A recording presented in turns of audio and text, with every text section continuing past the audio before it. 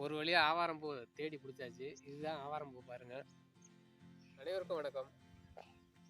பொங்கல் எல்லாம் நல்லா கொண்டாடி இருப்பீங்க. நேற்று வந்து பொங்கல் முடிஞ்சிச்சு. இன்னைக்கு பார்த்தீங்கன்னா மாட்டுப் பொங்கல். மாட்டுப் பொங்கலுக்கு என்ன பண்ணுவாங்க? மாடுகளுக்கான விழா இன்னைக்கு. அதாவது மாடுகளுக்கான ஒரு இது. மாட்டை இன்னைக்கு நான் குளிப்பாட்டி பொட்டு வச்சு அலங்காரம் பண்ணி அதுக்கு படையல் போட்டு அந்த மாதிரி விஷயங்கள்லாம் நிறையா பண்ணுவோம். அதுக்கு முன்னாடி மாட்டுக்கு பண்ண வேண்டியது சில மாலையெல்லாம் நம்ம பாரம்பரியமாக செஞ்சுட்டு இருக்க அந்த மாலையெல்லாம் ரெடி பண்ணுவோம். இந்த மாலைகள் என்ன பார்த்தீங்கன்னா வீட்டுக்கு கட்டுறது, தோரணம் கட்டுறது, அதே மாட்டுக்கும் தோரணமாக ரெடி பண்ணி அதுக்கு ஒரு மாலை ரெடி பண்ணி கட்டுவாங்க. அந்த மாலையில் வந்து என்னென்ன யூஸ் பண்ணுவாங்க அதை தான் இன்றைக்கி பறிக்க வந்திருக்கிறோம்.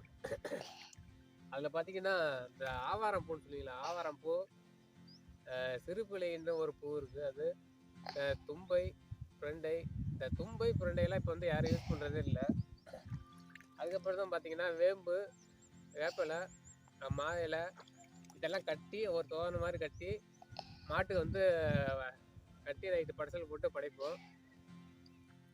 இதுதாங்க சிறுபிள்ளை. சிறுபிள்ளை பூன்னு சொல்லுவாங்க, இல்லை பீலா பூன்னு சொல்லுவாங்க. ஒரு ஊர்லேயும் ஒரு மாதிரி சொல்லுவாங்க.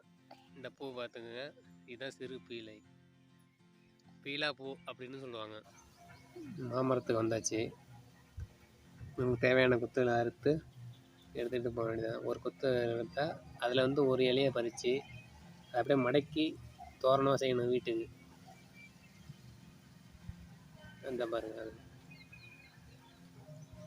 அடுத்து ஆவாரம் பூ எம்மோ வந்துட்டு காட்டுறாங்க பாருங்க, அதான் ஆவாரம் பூ. நிறைய காட்டில் பாருங்கள் இவ்வளோ ஆவாரம் செடி இருக்குது பாருங்கள். ஒரு வழியாக ஆவாரம் பூ தேடி பிடிச்சாச்சு. இதுதான் ஆவாரம் பூ பாருங்கள். தோரணத்துலேருந்து இடையில கட்டக்கூடியது. ஆவாரம் பூ முக்கிய பங்கு வகிக்கக்கூடியது இந்த தோரணத்தில். அடுத்ததாக பார்த்தீங்கன்னா பீலாப்பூ. பீலாப்பூ ஒரு இது ஒரு கட்டு எடுத்தாச்சு. அதில் வந்து வேம்பு வந்து இடையில கட்டக்கூடியது. வேம்பு வந்து இது ரெடி பண்ணியாச்சு. அடுத்து மாயிலை எல்லாம் கட்டி ஒரு தோரணமாக கட்டி மாட்டுக்கு மாலையாக கட்ட போகிறோம். அதான் இன்றைக்கி மாட்டு பொங்கல். இது ரொம்ப ஸ்பெஷலானது, நம்ம பாரம்பரியமாக நம்ம செஞ்சுக்கிட்டு வரோம்.